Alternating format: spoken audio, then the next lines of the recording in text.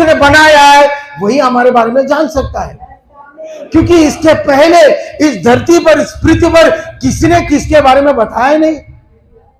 स्त्री को पता चलता है और कहता है रुको, मैं जाकर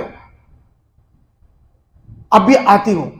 और फिर वो स्त्री जाकर अपने गांव में नीचे जाकर सभी लोगों को जाकर बताती है कि ऊपर एक व्यक्ति मुझे मिला जिसने मेरे बारे में सब कुछ बताया, सब कुछ बताया, हकीकत में बताया।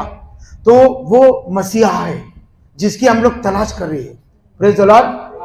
अब याद रखो, थोड़ी देर के बाद जब वो लोग वहां पर आते हैं तो प्रभु यीशु मिलता नहीं है। फिर उसको वो गांव में मिलता है प्रभु यीशु, और वहां पर वो स्त्री कितने सारे लोगों को गांव के यीशु मसीह के पास लेकर आता है, और कितनों ने उस स्त्री के द्वारा यीशु मसीह को ग्रहण किया।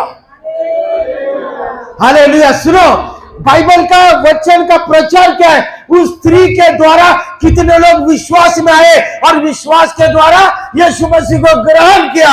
हम सबके जीवन में एक गवाही है, लेकिन उस गवाही को तुम लोगों ने थाम कर रखा है, तुमने बोला नहीं है, इसलिए लोग प्रभु के पास आए नहीं है। तुम बोलते हैं हाथ उड़ाकर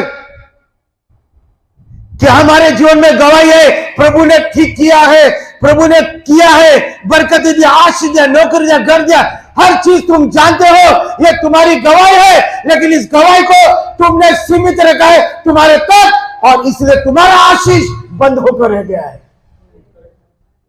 तुम्हारा आशीष बंद हो गया। तुम कलीसिया में आते हो मायूसी की आत्मा लेकर, लेकिन उस बरकत की आत्मा को नहीं, उस खुशी की आत्मा को नहीं, उस अभिषेक की आत्मा को लेकर नहीं आता। क्यों? क्योंकि तुम्हारी बरकत और तुम्हारी गवाही को तुमने ताला मार कर रखा है। Praise the Lord. हालेलुया। उस स्त्री ने जब यीशु मसीह को जाना, उसने अपने तक रखा नहीं, उसने अपने तक रखा नहीं हो, यीशु मसीह की गवाही लेकर आई। हमारे पास क्या है? घर मिला, गाड़ी मिला, बैंक से सोना छुड़ाया, यही गवाही आती लोगों की। यह गवाही नहीं है आत्मा की, यह तो परमेश्वर करता है, तुम्हारी मेहनत से तुमको मिलेगा। गवाही क्या है?